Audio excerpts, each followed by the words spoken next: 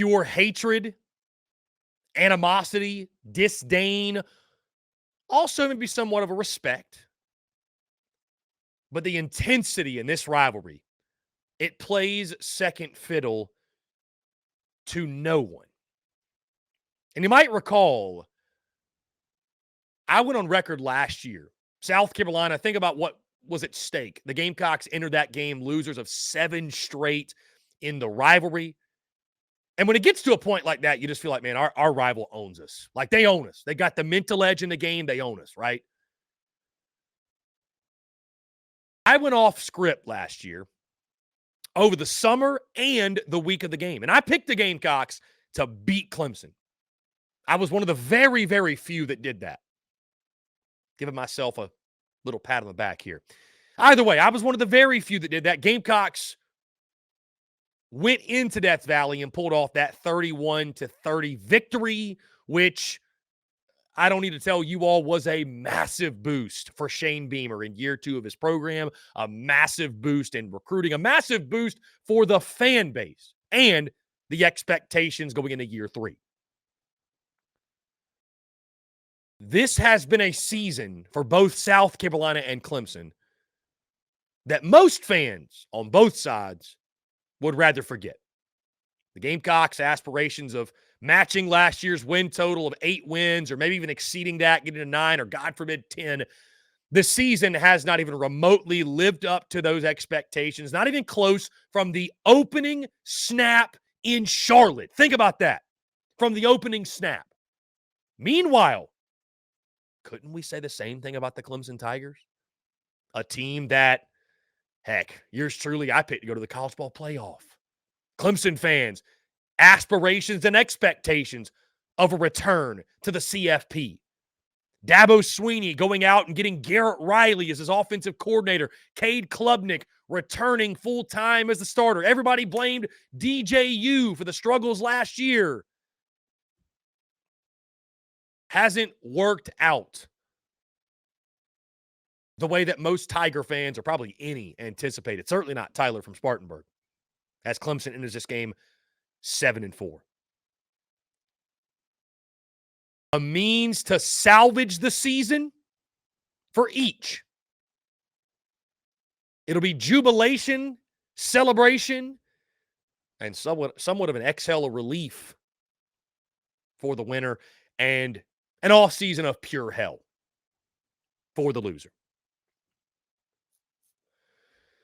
I made the joke back after the Clemson game, guys, back after opening weekend, the Clemson-Duke game, I should say. After opening weekend, both teams lost. Both teams looked terrible. And I said, I can't wait for 5-6 South Carolina to take on 5-6 Clemson for a shot at the Gasparilla Bowl later in the season at Williams-Brice Stadium.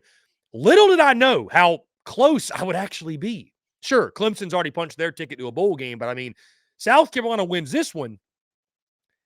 Gamecocks and Tigers only finish a game apart in final result, and South Carolina's record will be in the SEC. Clemson's in the ACC, need I say more.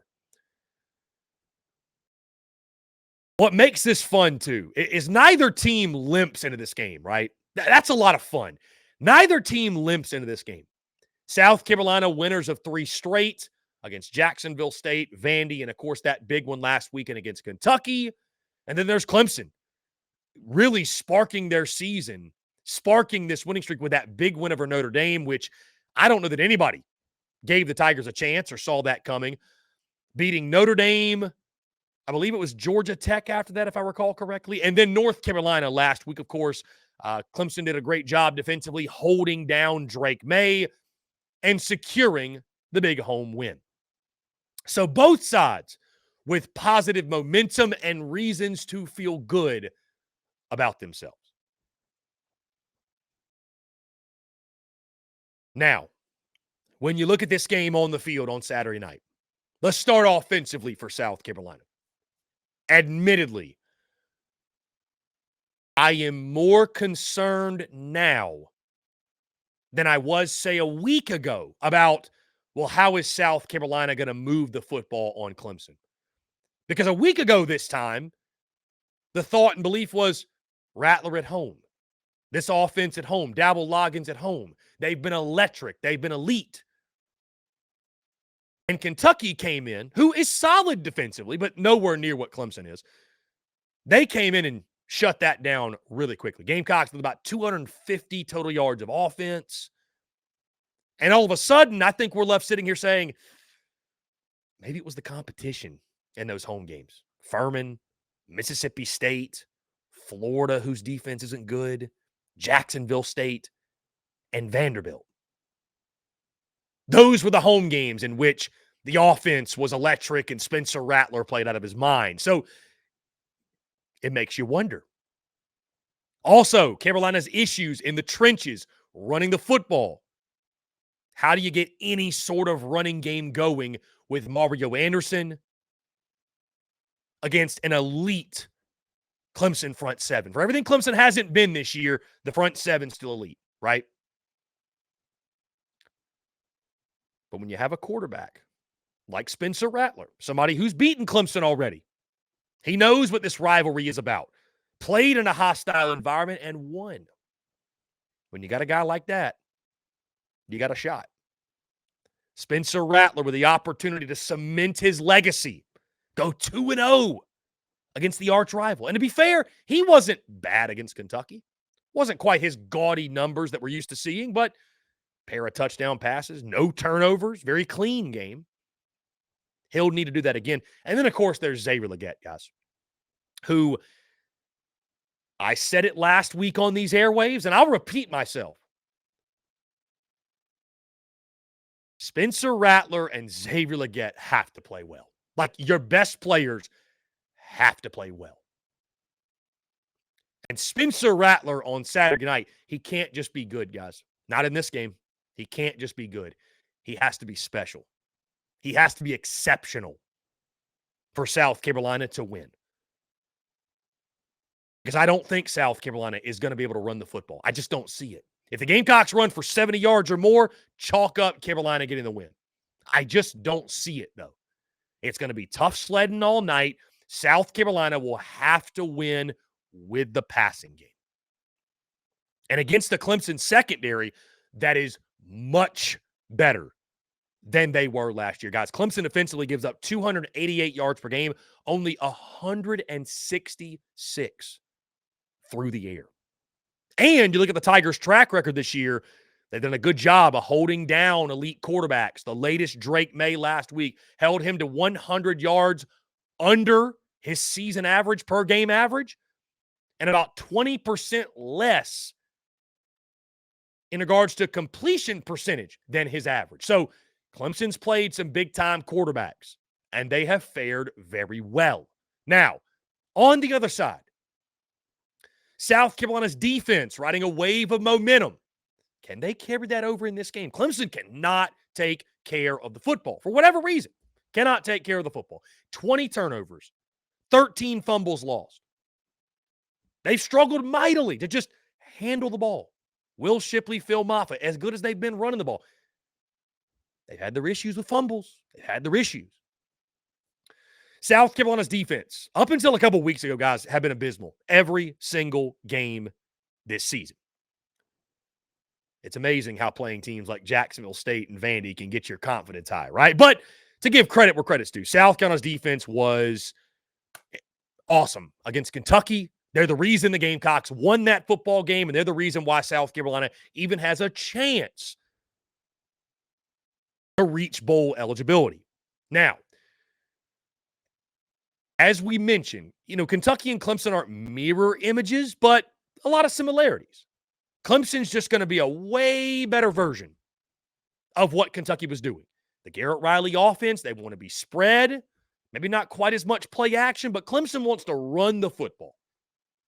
That's for sure. That's where it starts and ends for them. The Shipley-Moffa duo, and of course, Will Shipley, a guy that has torched this Gamecocks defense in 2 games. Last year, if they keep giving them the football, they probably win the game. Let's call it for what it is. South Carolina has forced 10 turnovers the last 3 games. Can they keep that up? I think it's going to take winning the turnover margin, guys. I think it's going to take a couple turnovers. And if you could slow down the run and make Clemson one-dimensional, and this becomes a quarterback battle, South Carolina has the clear advantage with Spencer Rattler over Cade Klubnik. And then there's special teams guys, Beamer Ball. You hate to go into a game and say, man, that has to click for Carolina to win. But I mean, we've seen it before. Kai Kroger, Mitch Jeter. Is it a block kick? Is it a block punt? Is it a big play on a kickoff return, punt return that clears the path to a South Carolina victory and back-to-back wins?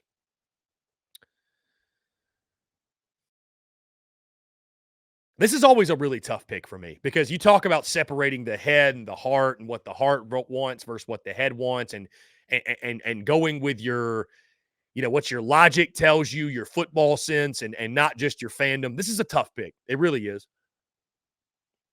And over the summer, I picked Clemson to win this game. At that point, though, I thought Clemson was going to be a juggernaut, truly. I thought Clemson was going to be much better. I thought they were going to be a college football playoff team, and silly me. The jinx worked, though, I will say. That was a great jinx I had. Either way, you look at this game. I think this rivalry has as much juice and as much energy as it's had in so long because neither side really knows what version of their team is going to show up. Neither side really knows what's going to happen. Williams-Brice Stadium is going to be packed out. It's going to be electric. It's going to be a raucous environment on Saturday night.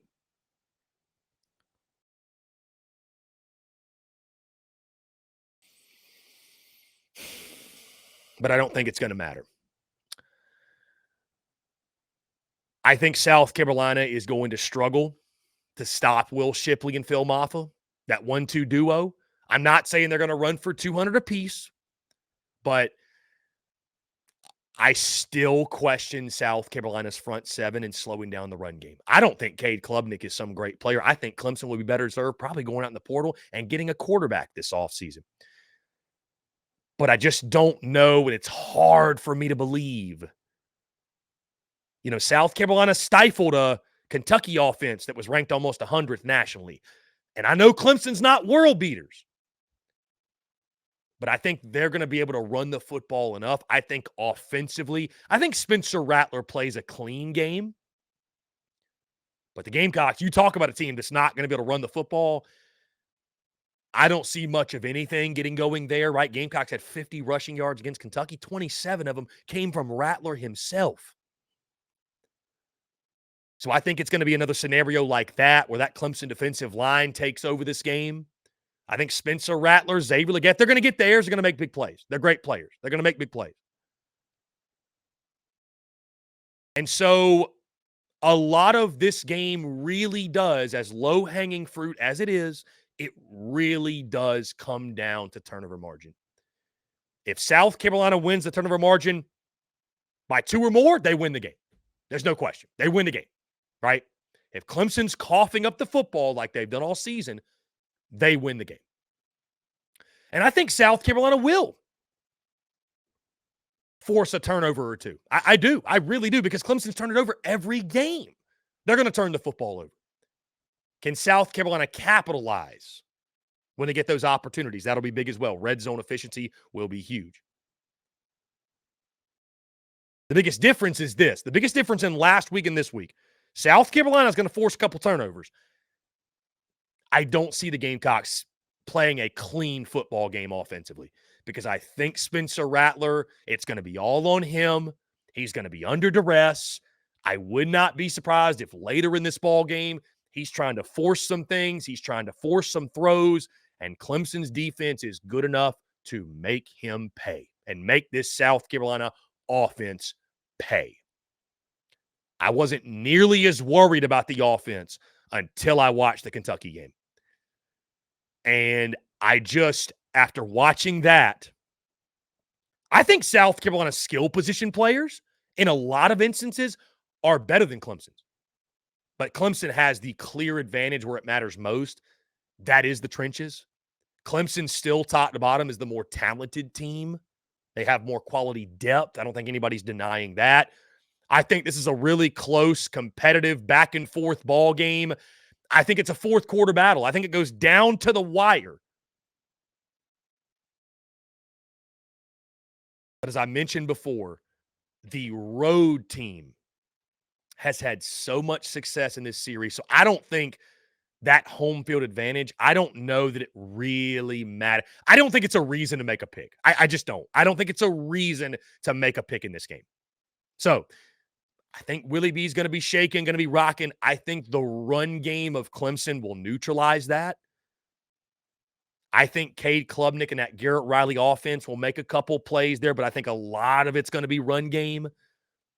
And I think Clemson last year, one of the reasons South Carolina was able to take advantage and win that football game, Clemson stopped feeding Will Shipley. I don't think they make that mistake again. I think they feed Will Shipley. I think they feed Phil Moffitt. They do just enough in the passing game, but I think it's the running game that leads Clemson up and down the field. I think South Carolina, it'll be a valiant effort, but I think the thing that held this team back all season long is going to hold this football team back yet again, and it's the offensive line, at least on the offensive side. 4-quarter battle, back and forth, revenge on the mind for the Tigers. And I think Clemson will get their revenge at Williams-Brice Stadium. Guys, lock me in. I've got Clemson 27, South Carolina 20. And again, I don't have to say it. I shouldn't have to say it. I'd love to be wrong about the pick, but I'm going with my head, not my heart. Running game for Clemson makes a difference. South Carolina, I wouldn't be surprised. I say they win the turnover margin by 1, but I think they have to win it by 2 or more to win the football game. I don't think South Carolina is as efficient as they were against Kentucky. And for those reasons, I think Dabo Swinney and company get their revenge, get their 8th win, sending South Carolina to 5-7 and a long offseason in the capital city.